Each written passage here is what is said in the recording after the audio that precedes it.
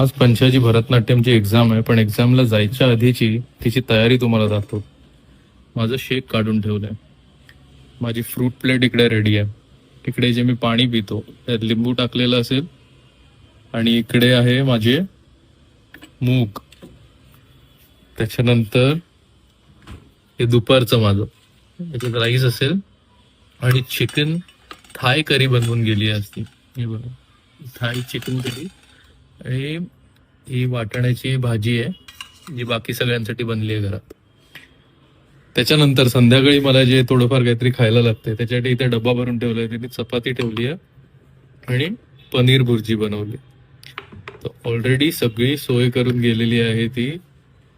एक्झामची practice सोडा, पण हे सगळं करून ती गेली आहे आधी. काय बोलायचं. आता हे सगळं करायची तिला काहीच गरज नव्हती. But that's Deepika for you.